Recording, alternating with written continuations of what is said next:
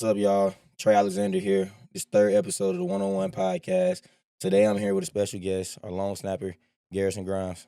How you doing, man? I'm good, man. Glad to be on. Excited to be here. Yeah, I came here from Baylor, so just got here in January. But yeah, I'm enjoying it a lot. Growing close to my teammates. Get to know my boy Trey over there. But yeah, it's cool. Glad to be here. Yeah. Tell us about where you from, your journey to get to BYU, when you started playing football. Tell us a little background. Yeah, so I've moved around quite a bit. My dad coaches. He's at Wisconsin right now. He's been BYU, Kansas, Auburn, LSU, a bunch of places. So I've grown up, my childhood lived in 10 states, I think. So I moved around quite a bit. Played football from a young age though. So runs in the family. My dad played in college, played in the NFL for a little bit. My brother plays. He's at Kansas now. But yeah, I was at high school here in American Fork, so that's why I was playing at the time when my dad was coaching here, and then had some offers, some smaller schools, and then some bigger schools for long snapper. And I didn't know what I wanted to play at the time, and then I had a offer to Baylor, but it wasn't necessarily in my top three at the time. And then my dad actually got hired there, and that kind of made the decision easy for me. So I wanted to stay close to family, and ended up committing there. My freshman year, we won the Big 12 championship, the Sugar Bowl, and we went 12-2. So I was like, dang, this is how college finna be. It was nice. And then ended up playing there for 4 seasons. And this last season, um, I was trying to decide what I wanted to do. One thing for me at Baylor is I grew a lot in my faith there. And I started this player led Bible study, and we had anywhere from like 30 to 45 dudes that would show up every week. And later, towards the end of the season, I was just contemplating if I need to stay here, if I feel called to bring this Bible study somewhere else. And my uncle, he's like my dad's best friend, but I viewed him as my uncle all through high school. And he called me a little bit through the season, was like, "Hey, what do you think about coming to BYU and playing here for your last year and like doing ministry down here?" I was like, "I think that would be awesome, but like I don't know if it's an opportunity." Because they had two snappers coming back for this next year. Yeah. And keep going throughout the season, and then we get to bowl prep, and we're about to play LSU, and I'm talking to the college pastor down here that I knew in high school as well. He's kind of a mentor for me, and I was just kind of telling him where my head's at, what I feel like. I honestly had no idea what I was supposed to do at the time, so I was just constantly praying about it and stuff. And then uh, on the phone with him, he's like, "Hey, I'll just pray that like the Lord opens the door, closes the door." Hang up the phone. My dad called me like 5 minutes later and was like, "Hey, like Coach Kalani, they want you at BYU." And I was like, "All right, it's a quick answered prayer." So yeah, it was pretty. I felt called here, and answered that, and now I'm here. I would say, because I obviously know you and know Yeah, like you deep rooted in yeah, faith. What was like the turning point in your life that really like drove you to Christ? that's a good question. So like my parents were strict growing up, bro. Like they were like we had Life 360. I had all the stuff tracked on my phone. Like they always knew where I was. And I got to college, and once I got like that freedom, bro, Yeah. yeah, I kind of went stupid. But I got in like the party world. I was drinking, smoking, like doing stuff I shouldn't do. And I started going to a church down there more for like a social event. Like I was going, there were beautiful girls there, like you know what I'm Ain't nothing saying. wrong with that. So yeah, but I was there, and this guy came up to me and my buddy, and he was just like, "Hey, bro, like, can I pray for y'all?" And I was like, "I mean, yeah, sure." Like I didn't know the dude, and he sat there and prayed for us for like 10 minutes, and I was sitting there sweating, like, "Bro, what am I doing?" And then the pastor, shout out JP from Waco, but he gave an analogy of a wild horse, and you heard me talk about it the first day of Bible study. Yeah. But this horse is like doing whatever he wants. He's living his own life. He's finding his own food, water, and there's this cowboy that keeps trying to catch him, and he keeps resisting, keeps getting away. Finally, the cowboy catches him, breaks him, or brings him back to his farm, and he's like trying to break the horse, like make it submit to him. And the horse keeps resisting, and then finally the horse submits to him, and the cowboy gets on him, and rides him and shows him new pastures and essentially much more abundant life than what he knew before. But the phrase that stuck with me is like the horse didn't understand what true freedom was until he's fully submitted. So at the time, I was like, all right, I need to figure out what I believe because this is like deep rooted truths, like stuff that is extremely important. It's not just something that like you can just beat around the bush, like this is deep, uh, like deep truths that you got to investigate.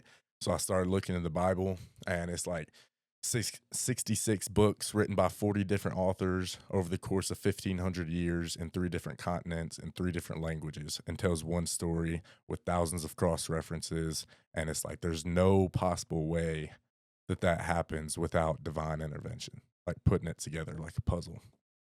So I was looking into it, and um, I think the other thing too is at the time he said this other analogy, like obviously, in Ephesians it says you're saved by grace through faith, not by your own works, so that no one may boast.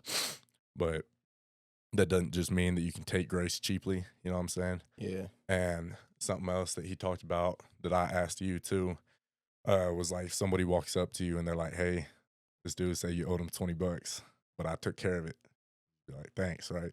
Yeah. But if I walked up to you, I said, hey, there was this dude from the mafia that said you owe him 100 mil and he was going to kill your family, but I took care of it, it'd be a different level of gratitude, right? Yeah. And like what Jesus did for us is far greater than that. So that just kind of stuck with me like, all right, I'm going to devote my life to this.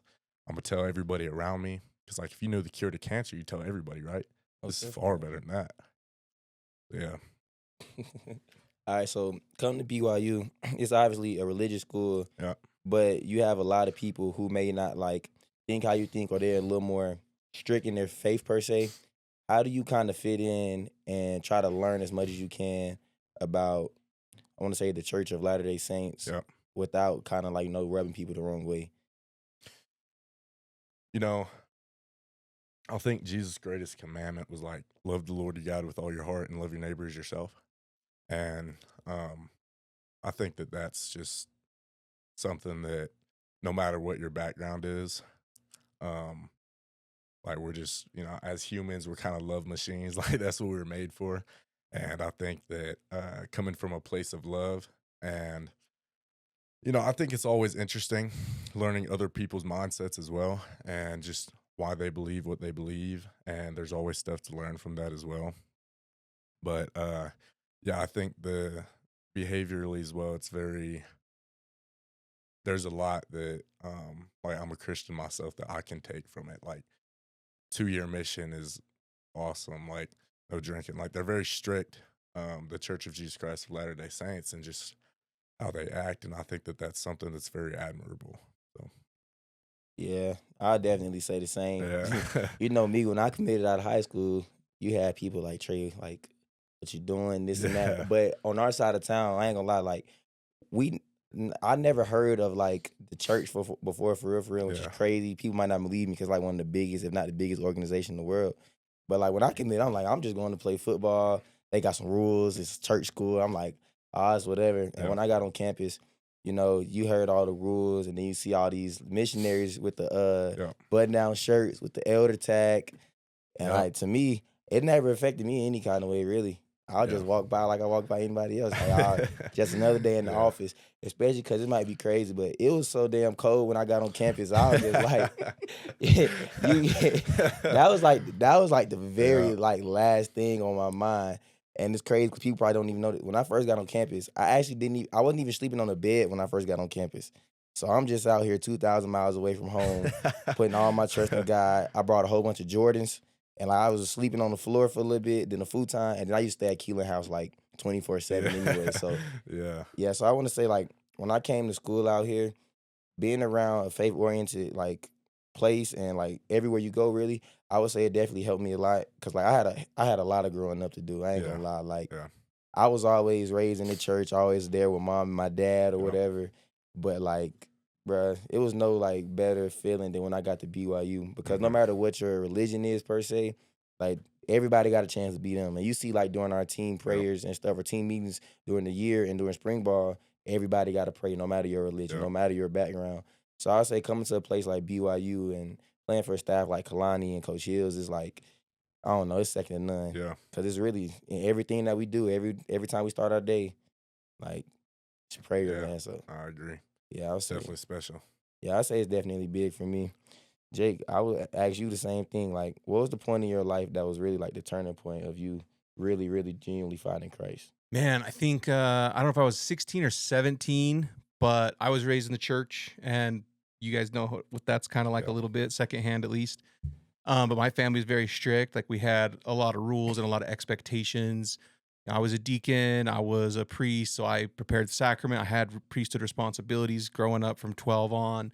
And I got 16, and your friends kind of start to change a little bit when you're like 16, right? Like you kind of know people, and then you get to that age and like you see people start to go do different Yeah. things. And there's a segment of my friends who kind of I played football with most of my friends, and there's a segment of them who were going off and doing some different things and kind of having a lot of fun and doing these things. And they were always inviting me, like, "Hey, come do this, like, come hang out, and like we'll go do this and do that." And I went one time and I was just like, I don't know this. I don't know if this is me. Didn't really know maybe who I was at that time, right? Because you kind of have your family's identity for a bit. Mm. And then I kind of got home, was like thinking about like the party and like thinking about my friends and kind of the things they were doing and stuff. And I was like, is that me? Like, who is it? Like, who am I? What is this? Like, I gotta learn for myself.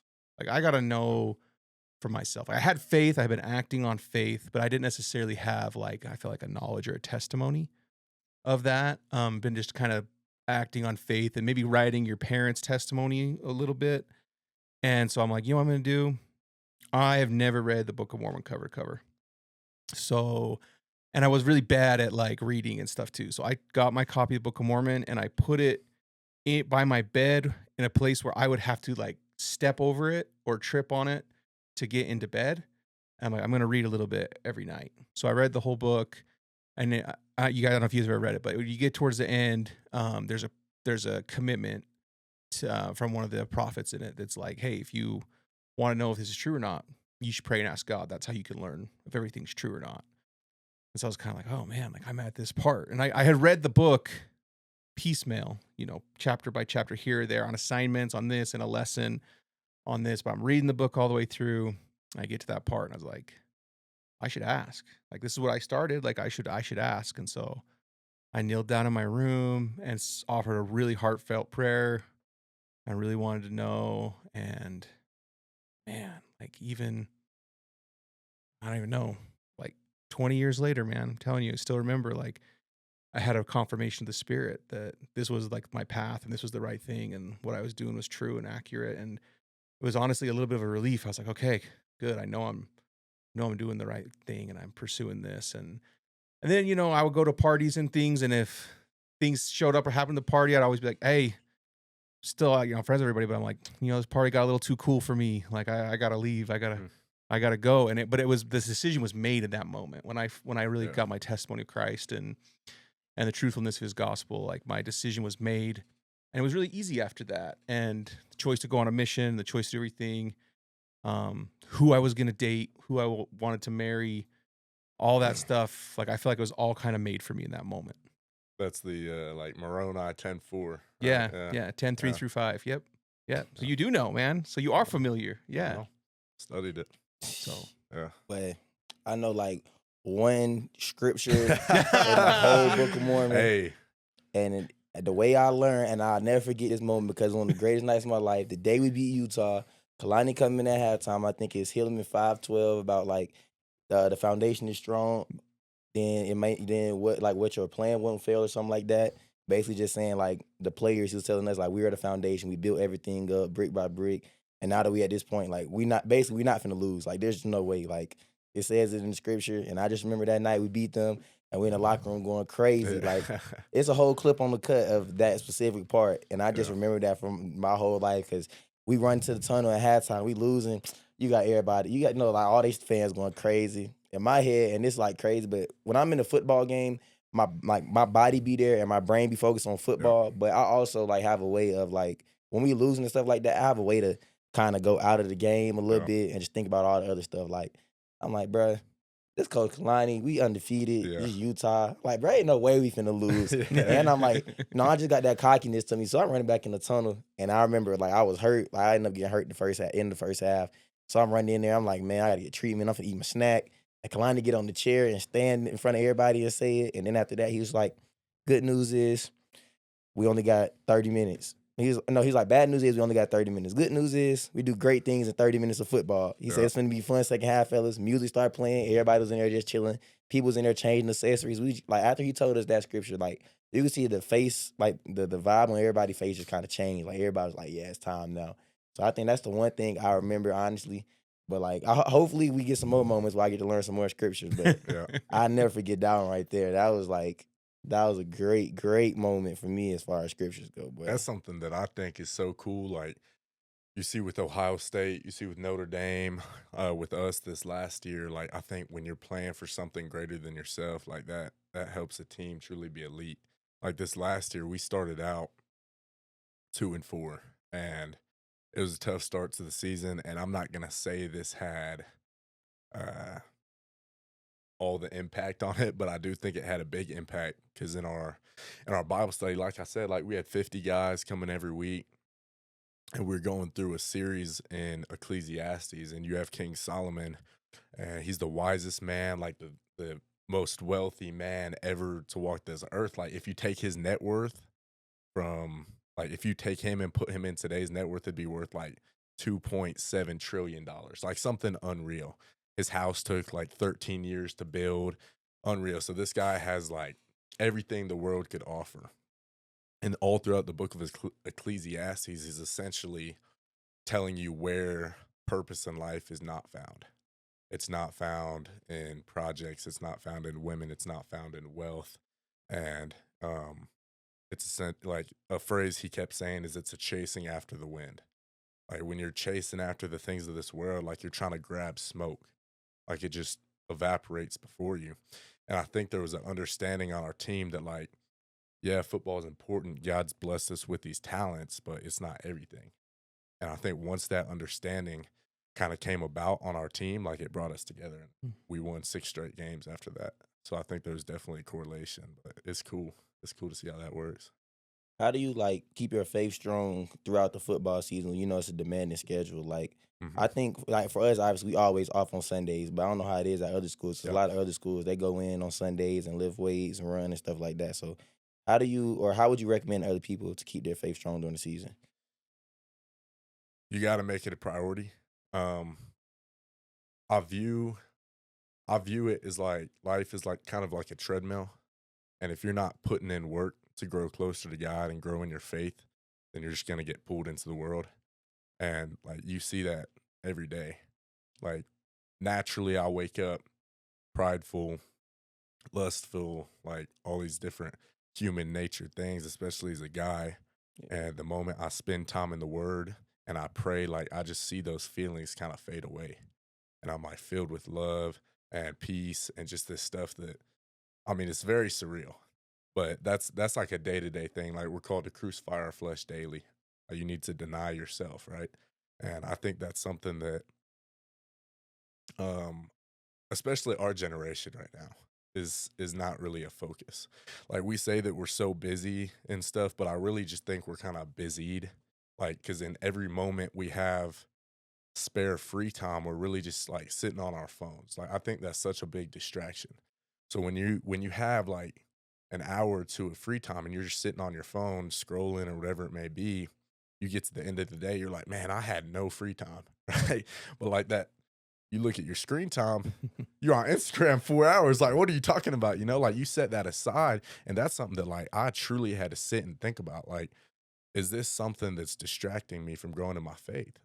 And I notice anytime I delete social media, like I'm so much more focused in the moment, present, like dwelling on the word of God throughout the day. And that's something that like we're called to do and you have to do. Because if you don't, like you're gonna be dragged away. And it goes into the idea of spiritual warfare. Like there is an adversary and he's gonna be doing what he can to distract you and keep you from growing in your faith. Like he's called to steal, kill, and destroy. Like that's his goal. And if you don't know that there's a war going on, you've already lost. So I think that's something that's essential in today's society to be conscious of. This is a question that's like more so. I ain't gonna say more so about Baylor, but obviously Gary was down there with you, Yeah. and you probably know better than anybody like how smart he is too, and how Yeah. much wisdom he has. So my question is, did y'all ever used to have like talks like this? And if y'all did, like, what's like one thing that you took away from y'all conversations? Because last year he had a podcast episode with Isaiah, and like the whole time he was just like he was almost preaching. Like I'm telling you, Me like, and Gary. yeah, Yeah, nah, me that boy's strong. I'll tell you that. Like I lived with that dude. He was swole. He's out there squatting 600. He's a quarterback. But he was there my freshman year. So at that time I was still in the world. I wasn't really going after my faith like that. yeah. So I hadn't really talked to him about that, to be honest. But yeah, he's a stud. He's a good guy. Yeah, nah, that boy Gary different. Yeah. Speaking of like football and strong, how did you get so swole? Man. like I'm telling you, if y'all don't know, I never get this. This is a story of how I even met him. So we have like our football support staff or whatever on the second floor of our building, and I always walk up there to mess around with them, like get Yeah. snacks, kick it during class, like middle of class and stuff like that. So I just walk up there one day. He's sitting in Mike Hall office. He's sitting in a chair. I'm like, damn, who this new linebacker we got? I'm like, damn. So the first thing he say, he's like, yeah, like I'm a GA now or whatever. I'm like, for real? I know he capping, but I'm like, yeah, like, he our GA or whatever. I'm like, Yeah. all right. So then conversation go on, and we talking. He said something like he played long snapper. I said, nigga, long what? I'm like, bro, nah, like, and I think he joking because like that's the first thing Yeah. he said was he was a GA. I'm like, nah, he just capping. Like this our Yeah. linebacker for sure. Like he Yeah. coming in the mesh well with Coach Enna and the guys. And then, like, as we go on for real, I really find out this man really a long snapper. So I'm like, nah, like, yeah. So how did you get so swole? And you had to play linebacker at some point or something at some point. Yeah, steroids. That's what, yeah, now I'm playing. Now I played Man, tight end. I played tight end slot in high school, and me and a couple of my buddies like we used to like weightlifting.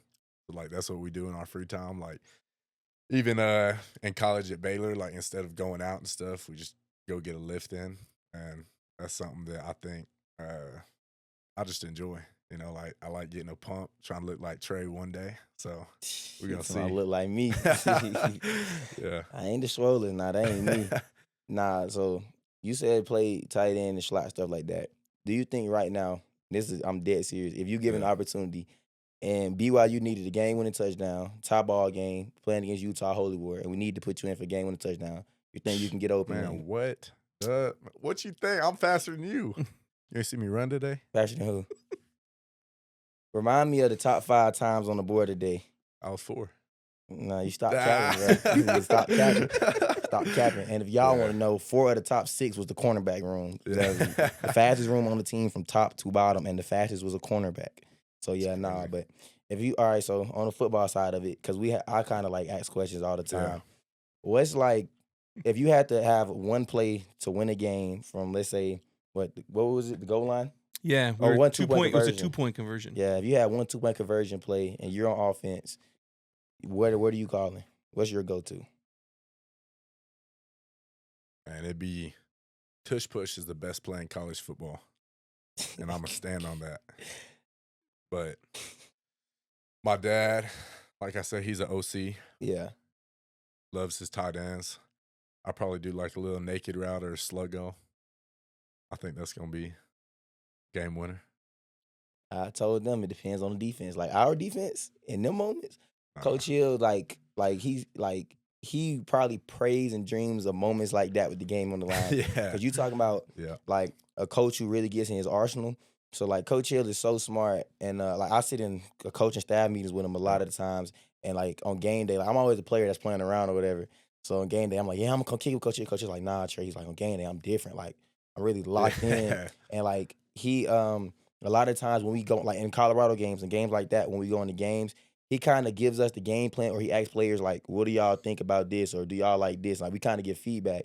So like he have a play sheet full of stuff that he'd call in certain situations, and then like if this player's in the game and if we in this, and if it's this quarter of the game, if we on this side of the field, like Coach Hill really is like, bruh, He's like, locked in. he's like a football connoisseur. Like I promise you, like he will call play calls literally based on what side of the stadium we on. So if it's 2-point conversion and he knows you're in front of the rock, he would call the play call based off that because the energy on that side of the stadium, like I'm telling you, bro, like That's crazy. it really depends on Details, truly, brother. bro. I'm telling you, that man right there.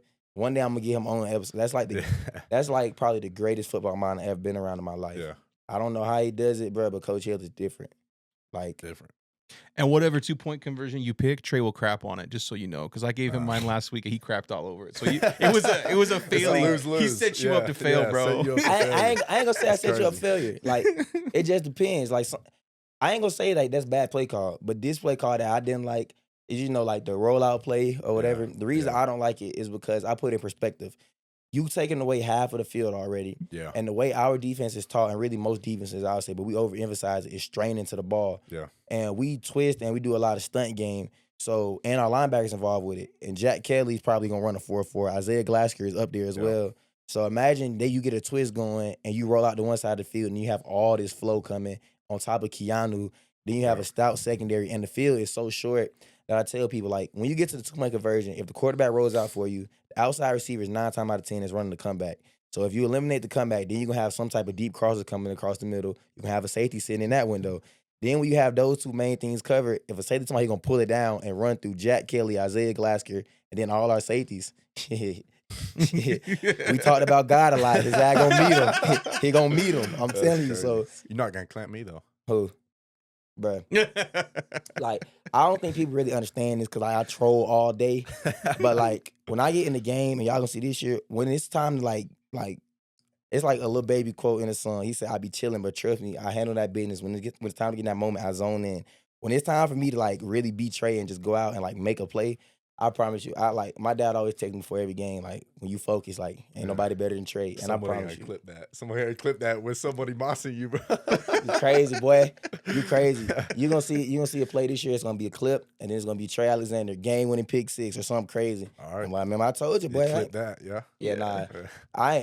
Me getting Moss, like, that's like I ain't say most humbling thing for me, but that jump for me just be crazy because, like, I'm 6'3". So if somebody real deal just going up and just snatching the ball off the top of my head, he got it. But sometimes you just live with, like, you hear the saying a lot with us, like, bro, they on scholarship too. Like, it's true. Like sometimes, bro, just It's a play true. just happened, bro. Yeah. So, like, I think that'd be my main thing in football and how I keep my perspective. Like, in our position at corner, it's like the most humbling position on the field. You can guard somebody well the whole game. If you give up one catch for game or one catch in a big situation, it's gonna look like you had a bad game. It's true, bro. So for me, it's like, bro, if I'm guarding somebody perfect, like if I have good coverage and somebody catch the ball on me, it is what it is. I only feel like guilty and faulted at it when I'm guarding somebody and I don't put my best technique on this player. I don't trust my technique or have confidence in, like, to attack the ball and I get beat. Then that's the one you just like. Yeah, it rubs you. I'm telling you, like, when Baylor game, I gave my first touchdown that game. I was sick to my stomach in the locker room. Who was it on? 34, whoever that Josh is. Cameron. Yeah, like, Dude, Sawyer Robinson and freaking 34 were balling. Yeah, sorry. All Big my 12. Roommate. That's my dog. Oh, really? Yeah. Yeah, that junk. Bro, I'm telling you, I was sick to my stomach. Like, I'm in the locker room, the team, they celebrate after every game. And the away locker room at Baylor is huge. Yeah. I'm in there pissed. Like, I'm in the locker room, sitting in my locker, I got my head down. I'm just crying tears. And I'm not, like, sad tears. Like, I'm pissed. Like, I'm hot. Like, I ain't even want to talk to nobody after the game. Yeah. And I seen Jake right after the game, and my dad, like, dapped me up and hugged me. But I'm like, yeah, he was not in he it. was not. It was not in there. Yeah, nah. We went got barbecue with his dad and TJ after, and, like, they were like, "Bro, Trey's furious." Like, yeah, I be pissed, bro. Like, think about it for years. oh yeah, nah, like, but Rob then came and told me, like, Rob Daniels, our GA, he did tell me, like, that's like the best thing to happen to you. You get scored on as a freshman, then it's like, bro, true you don't freshman, got, too. You don't work hard. yeah, you don't have nothing lower to hit in college. If you don't get scored on like your whole college career, you're always gonna be you playing like a robot. You're not letting it free. Yeah. Me, I got scored on already, so it's like, Yeah. what's the worst that can That's happen true. now? Like giving That's up true. another touchdown, like, Yeah, that it ain't the don't end of the matter. world. Yeah. Yeah, nah. So for me, that was definitely something crazy. But Yeah. what was like your welcome to college moment, if you had one?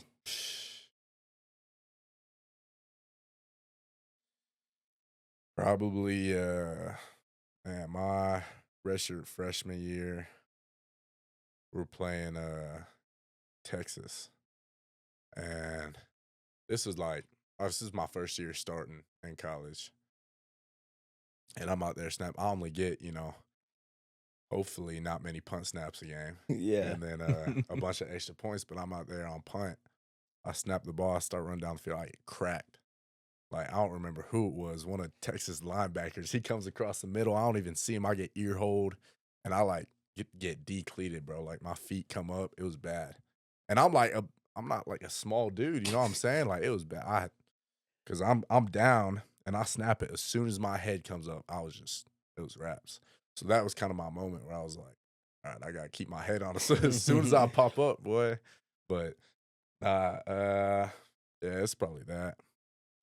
But mine is from the funniest team imaginable because it wasn't even like I got hit hard or nothing like Yeah. that. And I hate to give them any credit for this, but was playing against Wyoming. And if you don't know, I had went on like 4 different rants about how much I hate Wyoming, like the whole school, everything. But we playing against Wyoming, and like I'm on the sideline or whatever, and something happened. Coach G like, Trey, you up? So I go in the game. I'm in there. First thing I'm thinking of when I get in, because it's still like this game 3 of the season, so I'm obviously hella young. Like you still got nerves in your body, especially coming off the bench. It's kind of hard to like fill out the game per se.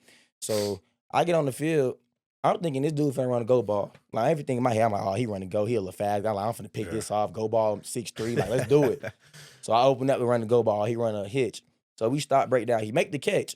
I'm like, oh, this a tackle for sure. So he like spin out towards me. I went to go hit him. I promise on my life, bro, this man did some move where he spent back inside, put his hand on the ground, and like snapped underneath. And I remember I was going this way. He cut back underneath, and like my knee like jerked that way. I was like, oh my Lord. Boy, after it was like I came out of the game like 2 plays later. I went to the sideline. They like, Trey, you straight? I was like, nah. I was like, bitch, I think my knee gone, bitch. So everybody think like they like, Trey, you free? I'm like, bro, I'm dead. Bro, we go in the locker room after the game, and I literally could like you could literally just look at the pictures of how I started the game versus how I finished.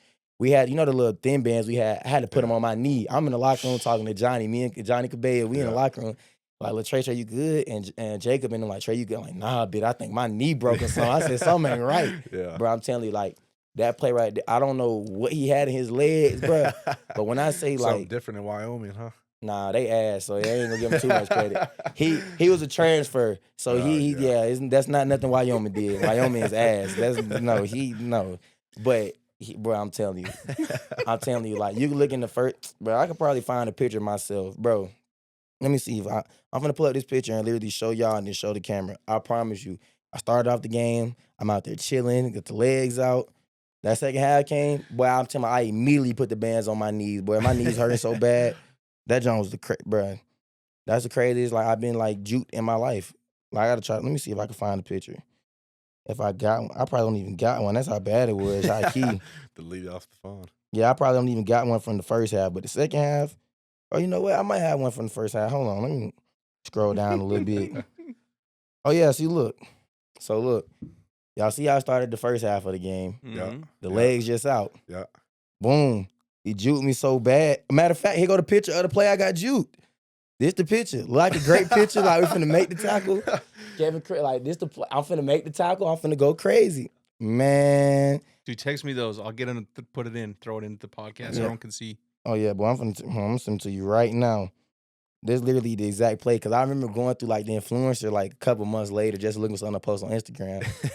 I said the picture looked good, but I text Johnny, I was like, boy, they know the backstory of this picture right here, boy. Oh my Lord. Well, I'm telling you, boy. Now that was definitely my welcome to college moment, bro. Like, I don't know what he had in his legs. But after that, he was like, yeah, if we had a quarterback, we'd do this and that. I'm like, bro, y'all still ass. Like, I get you juke me, but let's relax a little bit now. Like, but college football definitely different, bro. It is different. What would you say is like the best feeling of college football? Because for me personally, I would say like a lot of times I find myself looking into the stands throughout the game and just almost ready to shed a tear. Like, I really made it. And, like, I really, like, living out my childhood dream. But I feel like the best moment for me, too, is running through that tunnel. Yeah. Like, that energy is different for me. So what would you say is, like, your best moment?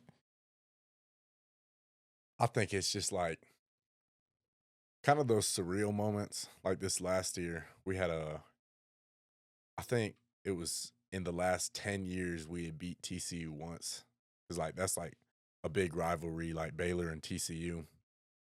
And this last year, it marked like 10 years since they had beaten them at home or something. And we had a walk-off field goal at the end of the game with like 1 second left. And my kicker, who was my close buddy, he had a kid the day before the game. So he was at the hospital, drove to the game, and then nailed the game-winning kick with 1 second left. The crowd, like, ran on. They jumped on the field. Like, it was crazy, bro. So I think just moments like that are, like, kind of out of body, like you were talking about earlier. Yeah. Like, it's really, you really can't describe it until you're, like, in the situation. You know what I'm saying? So I think, because those are core memories. Like, you're going to remember that forever, you know? So I think stuff like that is special. I'm telling you, like, Yeah. you played, what, one game in Lavelle Edwards, right? Yeah. Yeah, you played one game in Lavelle Edwards, but, bro, Oh, it's different. when you get in there for your first time and you on our sideline It's different. with that BYU blue on, I'm telling you, when you, like, walk into the stadium, first thing first, the Rock is already going to be there hella early before the game, especially the first one in the first conference game. They're going to be there hella early, almost all the way field going into the game. And, like, this is literally how I go. Get off the bus, Cougar walk. You're going straight down the street, dapping up all the fans. Yep. Get in the stadium, walk through all the cheerleaders. But before you get to the cheerleaders, the two presidents, President Reese and Vornke, I don't know what it is about game day, but they like the strongest dudes in the world. Like, bro, you walk up to them, they're like, hey, let's go, Trey. They hit you, and then they pull you in. I'm like, man, pray chill out a little bit, bro.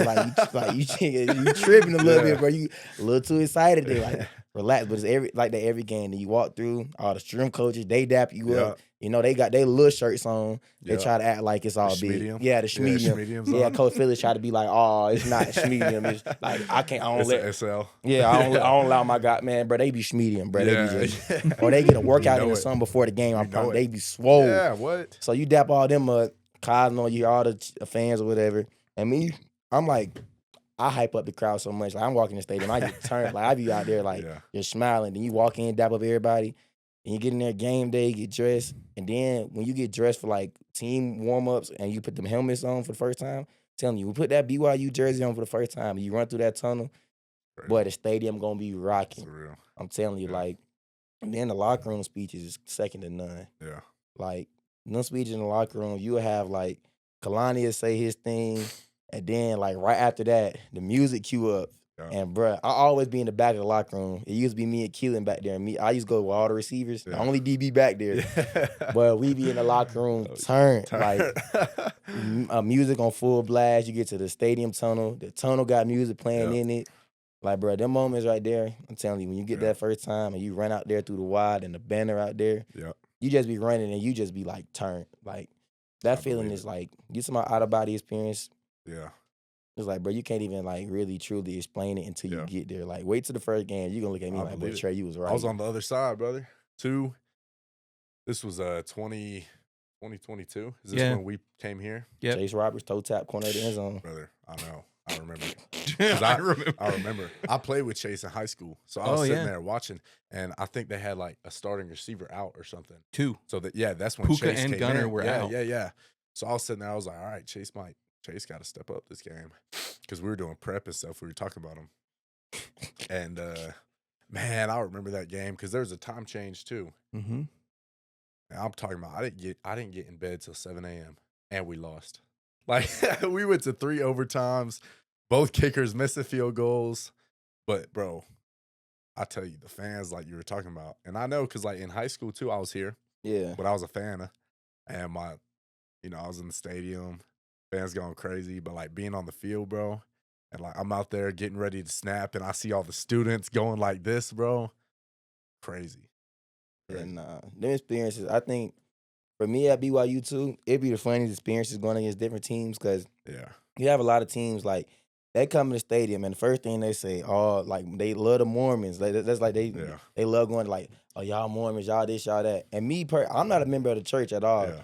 So my first thing I be on, like, I just ignore it. But then, people get to talking crazy and get to talking crazy. Yeah. So then, like, me and Kid look at each other, and we just give each other that look, like, he really want to talk with us. Like we talk with the best of them. So like this really what, like, we from Atlanta, like, this really what we do. Yeah. So we kind of just give each other that little look. And then when teams get going, it be over with, boy. Especially with me, like, you even see it in practice, like when me and Key got into it that day. Like, once I get talking, oh boy, I'm on for the whole day. Cause, like, I could literally be quiet and play my best game, or I could talk and play the best game of my life. Yeah. So I think for me, that's one of my favorite moments. Schools playing against BYU, they just automatically assume, like, it's gonna be like all smooth. Yeah, all smooth, all fundamental. Like, you walked on. Oh boy, we love coming to the game with the scrappy stuff. Yeah, that's one of the biggest emphasis we have in the corner room. especially when a receiver, like, you know, a receiver scared or he's Yeah. soft. Oh yeah. Oh, It's boy. raps. It's We gonna make raps. life a living hell. Like, Mark against Utah was the definition of scrappy. Because the week before, we like, yeah, Mark, when you come, because it was bye week. So we like, Mark, when you come in the game with scrappy stuff, boy, you the best. Man, that game, it was a clip. I think it was when we was coming back because they scored 21 points in the second quarter. Mark took a receiver, and I got to try to find it. He took a receiver, guarded him on the play, and threw him out of bounds into, like, Utah bench and started talking to him and just walked to their sideline, walked off. And after that, boy, I'm like, boy. We locked in. Oh, bro, I'm telling you, bro, that jump be different. Like, playing at BYU. Yeah, bro. I was watching the game. I had my phone out watching. What Crazy. was your thoughts on that game? Because I know you probably. I had people text me talking crazy. Yeah.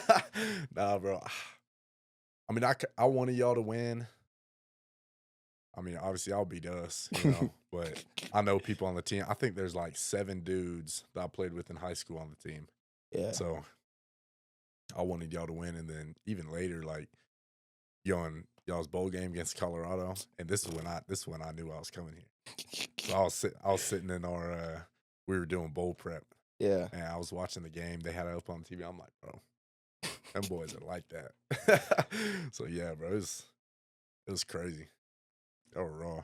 But Colorado game too, but people don't understand. Like, I told this like to them a bunch of times, but that week it was so much emphasis on beating them because, like, the way they was acting in San Antonio, boy, you'd have thought they won a Super Bowl. Yeah. First night we get there on the Riverwalk, it's like me, Keelan, JoJo, prideful, and Mark. bro. Man, what? Them boys, we walking down the Riverwalk, they laughing. We look up, and the way me and Key is, like, we ain't never just gonna pop off first immediately. Yeah. But we look up, it's a bunch of randoms.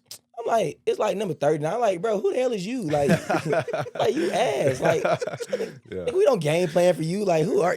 So I just laughed. Then it's like a number 19. I was like, all right, bro. So I just walked back. Funny, bro. Then we at SeaWorld. Bro, Keelan and them is like standing outside, like waiting on the bus or whatever. A little dude, his dad a coach on the team, number 13. Yeah. I don't know his last name, Mathis or something, I think. He say something like, who that sorry dude in the back? And Keelan was the dude in the back, and Key got going. And I'm like, oh shit. Like, hey. I already know how Key went, bro. It was funny. But who you talking to, little boy? Yeah, Key get turned. It's like, boy. Yeah. And then we in the dolphin exhibit. Dude, I saw that, bro. They like take a group picture or whatever. I'm like, all right, group picture. This finna send to my mom's. It's Christmas Day. Yeah. I'm happy. They like, I don't take no picture with the ops. So I'm in the like, bro, we with the Dolphins, bro. Why y'all acting tough, bro? We ain't here with my boy Brady the Dolphin, bro. I told him, like, I'm out there really having fun. Like, boy, I feel like Aquaman today. Like, I was really. Then he sat down, like, bro, we acting tough around the Dolphins, bro. Like, come on, we really doing funny, this. bro. So then, the day keep going on. The next day was the River Rally, which is like your boat, your team boats, and they team boats. Yeah. And it's literally hella videos all over Twitter. They boat ran past, and as soon as it happened, I stood up on the boat and I like said enough cuss words and enough talk for everybody on the team. So I knew we gonna have to back it up. Jimmy Horn was riding by. I said, boy, your ass a shrimp. And I literally, I'm standing up like this. Cause him and Gary played together at South Florida. So he tells Gary, like, who the dude is with the temp fade. I'm talking crazy. Like, that's funny, and then Friday get there, they come to the hotel for this little lunch and they was acting tough again. So I'm like, oh, they just gonna do this all week. Game day come. Bro. Coach here, like, the way our game days go, you have like a bunch of meetings in the morning, you get time off, and you have like one more little breakout meeting per se, like by position group. And special teams always comes with the defense, obviously. Yeah. So we sitting in there, usually I'm like, we waiting on Coach Hill to give his speech. This game, Coach Hill walked in there, Heisman, first overall pick, tired of it, get on the bus. Oh, he walked out there, and usually with me, I wear a hat to the game, shades, big chain. Yeah. Oh no, this game was business. Had a small pendant on, my coach, he passed away. I ain't had no music in my ear. That's why I didn't even have a book bag on. I walked in the stadium with just a sweatsuit on. Oh boy, I told them boys, I walked in the locker room and the dude who was talking to me, number 13. I said, today you got to stand on everything you said. I kid you not, first play of the game, that boy Keelan pancaked that man on kickoff. That's all. Like, Keelan took that boy and just threw him on the first. After that, boy, we was in the building rocking. Yeah. I'm running around like 60 minutes of hell. That's all I was saying. 60 minutes of hell, bro. 60 minutes of hell. Yeah. And like, trade the first quarter over. I said, it don't matter. We gonna have to beat him in the locker room. 60 minutes. Yeah. Like, bro, like, them boys were so weak. Yeah, bro. That game, how you feel like that game gonna be this year though? Because I know it's gonna be emotional for them. Bro, I'm excited. I mean, I wasn't here, but like, I saw the bowl game. I mean, y'all whooped on them, so you already know how they're gonna come out this next year. But and it's there, right? Yeah. Because we we played there this last year, Yeah. and we lost in overtime. And it was crazy. So, I'm trying to get my get back too. So. I ain't gonna lie. Yeah. I can give a prediction for that game right now today. We gonna run back like 2 punt returns on their ass. Like last year, you see we got their ass once. Yeah. This year, Yeah. it don't matter. Cause this literally how I tell people, and this how cause like I know people up there, so I tell them boys a lot. Like when you go in a game like this, first quarter they gonna come out all emotional, all hype, all talking this, popping that, and then you gonna have to calm down with emotions, and football gonna have to be played. Yeah. Then I'm like, damn, BYU still got a talent gap on because Yeah. they don't play together as a team, bro. I think that was a problem. I don't know how they is this offseason, obviously, but last year, the cameras there for Shador and Travis and Coach Prime and all them. You got like the third, like I was saying when a bunch of randoms talking, everybody think they the star player on the team. Nobody wants to play their role. Like, bro, we was playing them on special teams. I'm not that big. Like, boy, these boys so ass. Like, bro. I'm literally like in the middle of the game. Like, I'm out of my body talking crazy the whole game. Yeah. Like, usually for me, somebody got to say something for me to get going. But this game, like first kickoff of the game, I run down the field. I'm popping it on them. I'm walking up to them, shoulder checking dudes. I'm like, y'all so ass. Like, bro, like, That's funny. nah, that game gonna be. Yeah. That's gonna be crazy. You get 2 tackles on kickoff in that game? Yeah, the second one, I made a tackle, but I almost missed because Jimmy Horn, it was like, he ran like a break return. So he started off right and cut back left.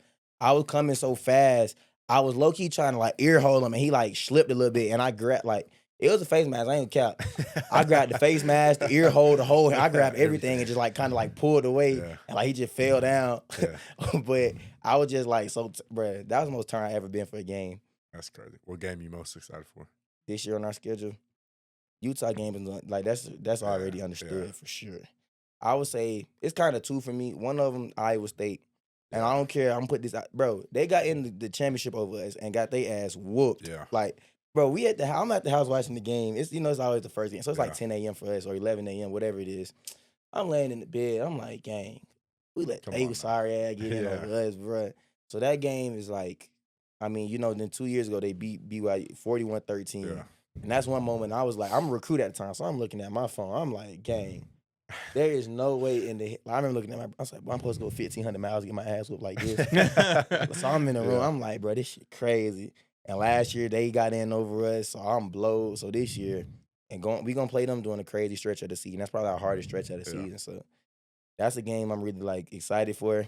It's like, it might be cold as hell, too. We going to Iowa, bro. I already know. I hope we play them at like 12 p.m. noon, though. I ain't gonna lie.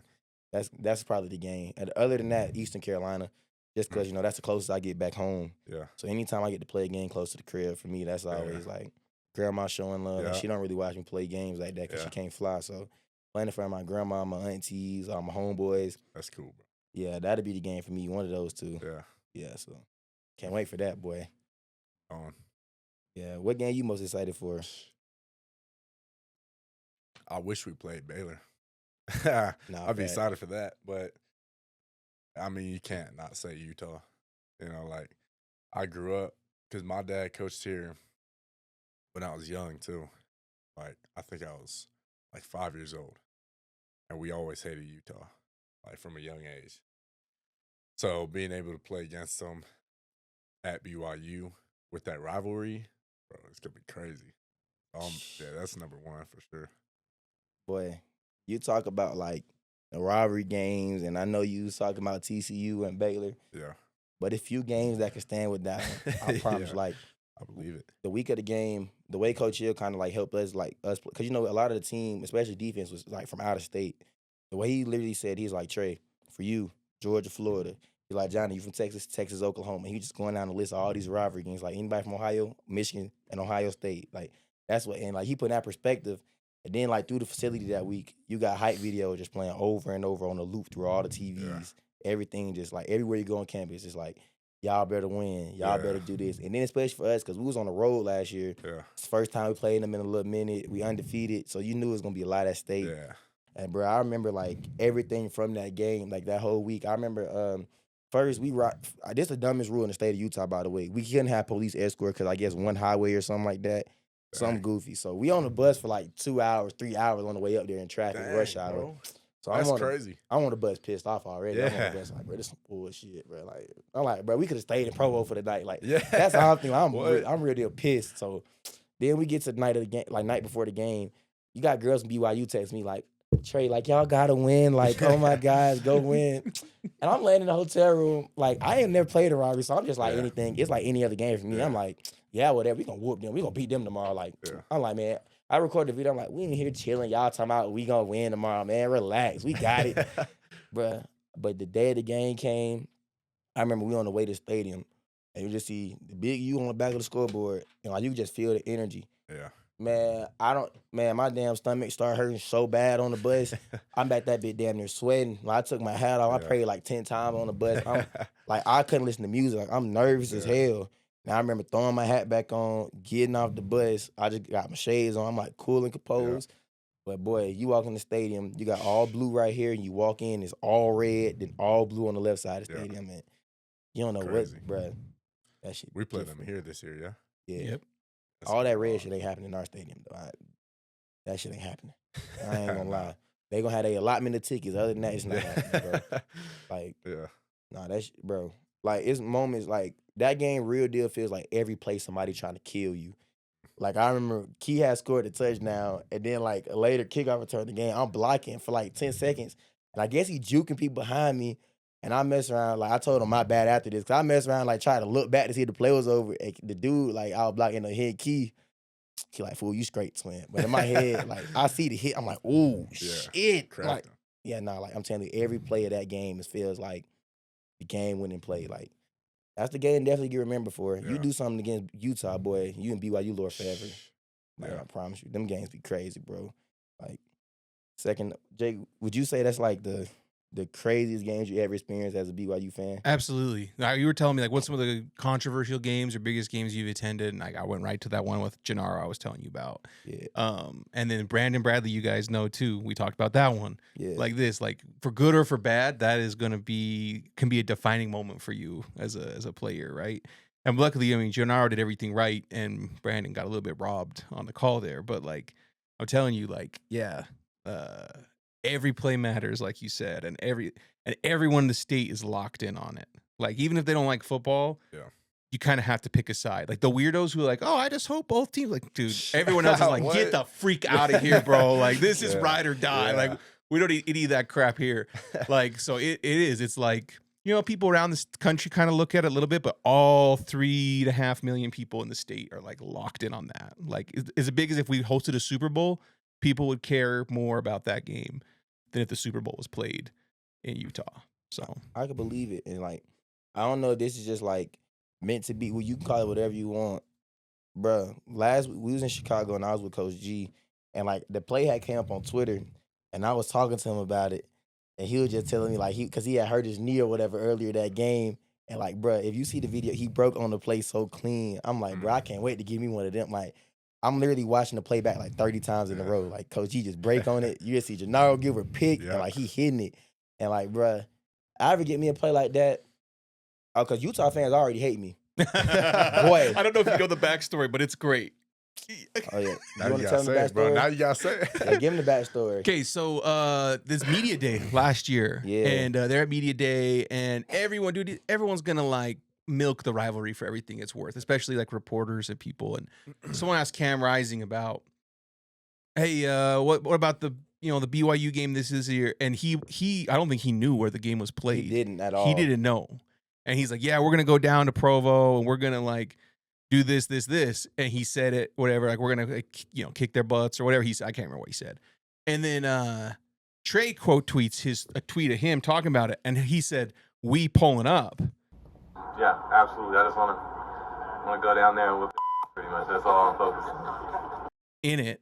And you could take that a lot of different ways, but one of the ways is like, hey, we're the ones going up there. You're not coming down here is one of the ways you could take it, right? Yeah. Other ways is like, we're the ones that are going to show up and do what you're saying, and or we're going to pull up and kick your ass. Like, whatever, like there are ways you could take it. Oh, my gosh. Oh, before you even finish the story, this guy tweeted at around midnight. And we sitting in, it's me and Keelan like this in the room. We was eating Texas Roadhouse. It's like almost midnight. And he like, one of us got to say something. I tweeted, and yeah, you can finish the story. I don't know. It blew up, dude. Bigger than any tweet of that time. And this is Media Day. Like, everyone's posting all their stuff. It got more attention than any news by anything from Media Day. about it. Like all these people jump, who the heck is this kid? This kid's never done anything. Like, bro, he's a true freshman. Like he couldn't have played before the game. Like he was playing funny, high school bro. ball. Yeah. And they're jumping all over him and like all this crap and all this stuff. And the best part was we get close to the game and Tre's like, hey Jake, I need you to do me something for me. I'm like, of course, man, what do you need? I need you to take my tweet and blow it up and put on a shirt for me to wear to the rivalry game. That's crazy. So I'm like, I got you, man. So we got his shirt all made up, and you had to take it from there or fill in the gaps a little bit too, Tre. Yeah, so when I got the shirt or whatever, we pulling up. So I was thinking about like when to wear the shirt because some people could wear it during pregame, but like with my head, like as much as I talk though, I never want to be a distraction for the team and like let that be like the main thing people focus on. So I was just like, bro, I'm not even that type of person to take away from the team. Like it's a team thing. It ain't like I did this. So I'm like, yeah, I'm gonna just wait till after the game. Boy, I promise you on my life, when we beat them, we was on the field messing around for a little bit. Oh, when we walked off the field, I hit a dead-ass sprint towards the locker room. We had a win cam, and I remember walking past. I said, if you ain't wearing blue, you know the rest. And I remember running towards the locker room. I threw my shoulder pads off. I tossed my hose across the locker room. I went in my bag, grabbed my shirt. Oh, boy, whole photo ops from there. I probably took like 100, 200 pictures that night. That's I kid you not, like, I'm in the locker room just going through a bunch of pictures. Everybody say, Tre, let me see the shirt. Everybody come up recording the shirt. People taking pictures of it. Anna catch me in the locker room walking back towards the bus. She like, Tre, let me see the shirt. And she got everybody tagging me in it. And as soon as it was over, let me find the tweet. As the first thing in my head, because we won, and I was hurt too, so I didn't play the second half. So it wasn't like the game was like it obviously mattered to me, but I was kind of out of it for a long time. So as soon as the game was over with, I ran straight to Twitter and I quote tweeted the tweet of it with the picture of me wearing the shirt. And I was like, a story in 2 parts. We do no capping. It got 93K views that night. And I posted it at 1 a.m. And like, this is the exact picture I posted. I posted like a little smirk on my face. It was that picture right there with the chain on. Text it to me. We'll put it on the pod too. Oh, yeah, we'll edit it in. Yeah, bro. I'm gonna just send you the whole tweet. Like, yes. I'm in the locker room after the game, like, as soon as I posted, my phone thumping, boy. Like, bro, the comments in there were going crazy. They told me I love the shirt, way to call the way back then, troll of the century. I know who y'all are now. You a legend for this. And then you got the Utah fans butt hurt. And then one dude from back home said, talk your shit. And I said, trust me, I'm gonna talk you know it. Yeah, then you got all the Utah fans like if Cam Rising playing this and that. Like, bro, come on, bro. Like, that game, that BYU Utah lure, boy. That's funny, bro. It be funny with me too, cause a lot of times the way I am when I bro, I don't even be serious half the time. But that I was serious, but half the time I don't be serious. I just like getting under people's skin. Yeah. Like it's so beautiful to get somebody so mad about something, and the whole time like I'm just at home just chilling. Like, you're getting so stirring in the pot. Yeah, like I instigate stuff like that all the time. Like, oh y'all, like sometimes I be so bored. Sometimes, like I go on Twitter, I be like, I'm gonna piss off a Utah fan today. That's crazy. And it's like they fall for it. That's why every time. Yeah, you never see me respond to them because like I know what I'm doing. Yeah. And then at the same time, I got a blue check mark on Twitter, so like when I get engagement, that's money and all that rolling in. Yeah. So I really start trolling on purpose. That's funny. Bro. Oh no, this year gonna be the troll all trolls. Bro, you don't even have to tweet about Utah fans to get them to respond, bro. Bro, I literally post about anything, and the Utah fan would just be in the comments. Like when I posted, like it was my birthday. Somebody, like one of my coaches from high school, told me happy birthday, and I just quote tweeted. I think I was like, "Thank you, like best seeing of the year."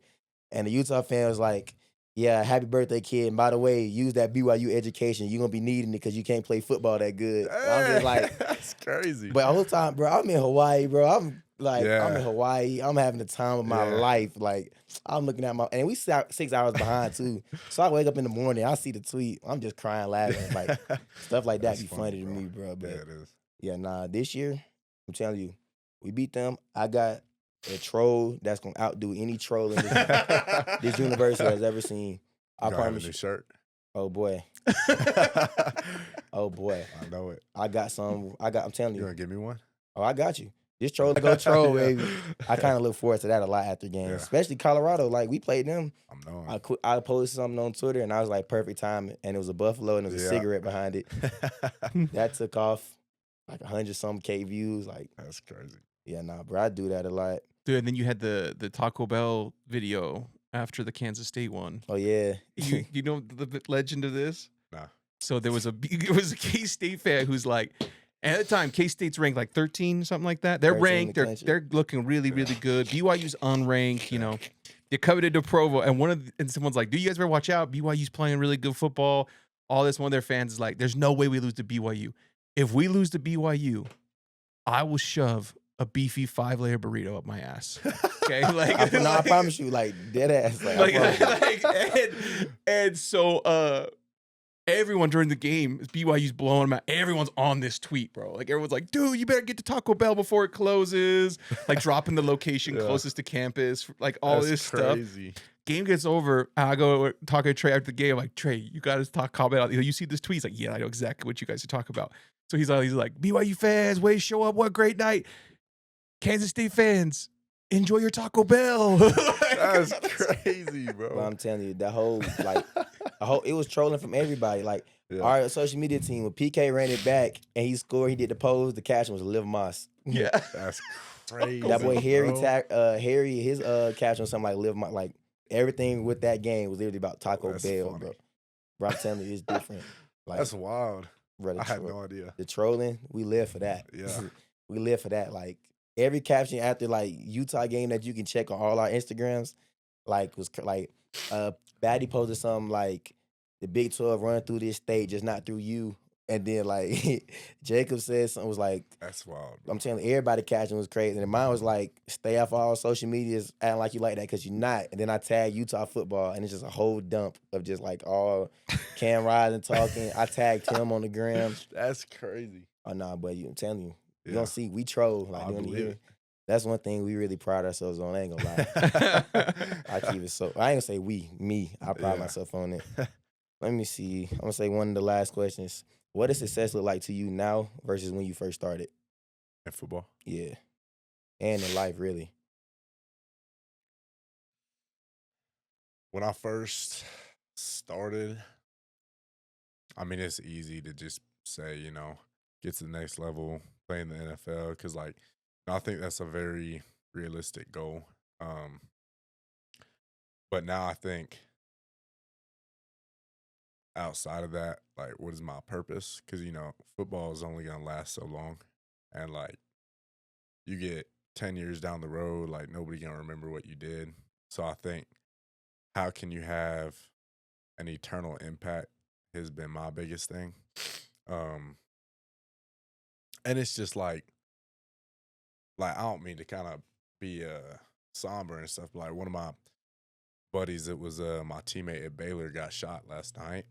And it's just like stuff like that. Like you never know like when your time will be up. Like our life on earth is so short, and truly understanding the importance of just spreading the good news, you know, and helping others grow in their faith and just growing in your personal walk with Jesus Christ. Like that's the most important thing. Because like if you even think, bro, like we were in like the team meeting room at Baylor, and we had JP come and talk to us, and he was like, "Hey, how many of y'all can say who your great grandfather is?" And I think one dude raised his hand, and he was like, "The crazy thing is like they were alive 50 years ago.